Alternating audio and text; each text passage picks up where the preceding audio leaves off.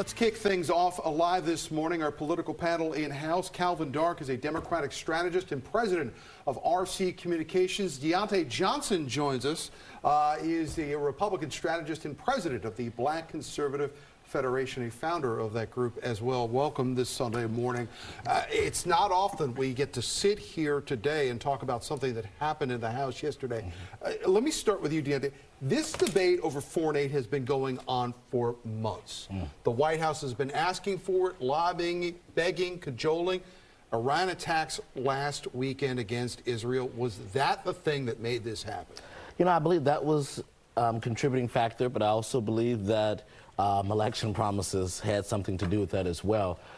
You know, in reflecting on what happened yesterday, I just hope that now we can put America first and put, you know, Black Americans around the country and homeless Americans around the country first instead of putting other countries first.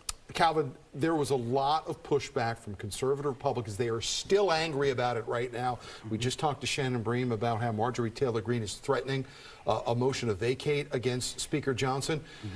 Does the fact that this House is still in array in an election year, is that beneficial to Democrats, or are they going to come to Mike Johnson's rescue if something happens where Republican conservatives start pushing for him to vacate? I think the chaos that we saw kind of sends the message to voters that Republicans aren't in a position to lead.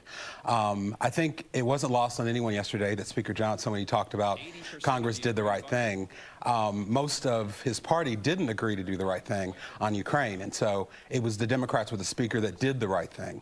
And I also think that it shows that the strategy of the Marjorie Taylor Greenes, the all or nothing, and literally nothing gets done unless it's all, isn't exactly what Americans want, because they know that's not how the real world works. Diante, you mentioned there were other things that Congress should be focusing on. If the United States is not supporting its allies, doesn't that put a larger burden on the U.S. if things continue to spiral out of control in these war zones? It does, but America's out of control. Under this administration, we have seen the migrant crisis just take over America. I'm from Chicago, and talking to individuals in Chicago, the streets, the safety of what they're experiencing there in Chicago. We have a war in our country, and whether we believe it or not, we have disaster in our country. Yes, there's disasters overseas, but there's a disaster here at home. We have to do something with our southern border. That's what's most important right now. But it's one thing to point at a program. Have Republicans been vocal enough about what the solutions to these things are, besides this blanket statement of securing the border? Well, securing the border is most important. I mean, building the wall, you know, making sure that our southern border, we're not allowing people in and they're just running rapid around our country. That's important. Even the White House acknowledges that the border is in crisis right now. This is something that the administration has kind of pointed to over its time in the White House right now and said, we're working on it, we're working on it. The problem keeps getting worse.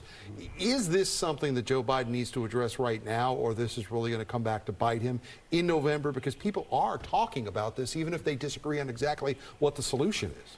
Yeah, it's a real concern from voters from all parties.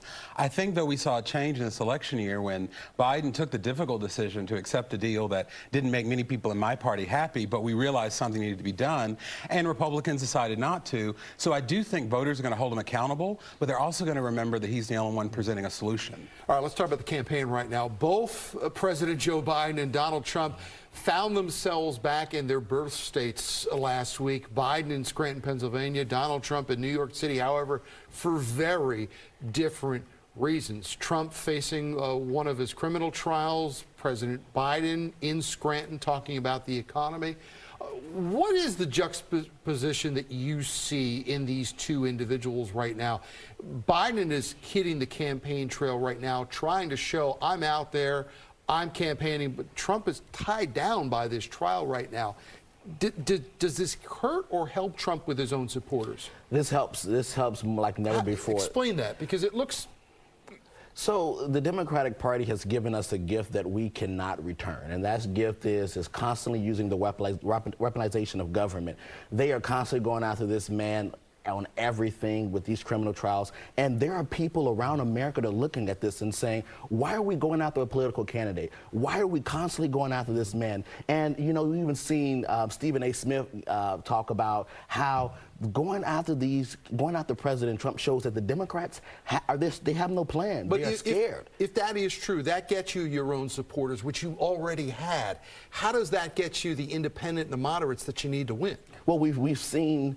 You know, we've seen through polling, we've seen that black men are at 30% right now when it comes to supporting President Trump. We've seen that people are, when you do the polling, people are saying that they're tired of hearing about these trials. They're tired of hearing about what's going on with President Trump's criminal cases. They want to know what's going on in their everyday lives. When we talk about what's happening in the Beltway, they want to care about all of the, you know, the nooks and crannies. But the everyday Americans, they care about putting food on their table. They care about having sustainable jobs. They care about being able to have the safety in their neighborhoods and in their communities. Calvin, Joe Biden was the vice president of the first African-American president in this country's history.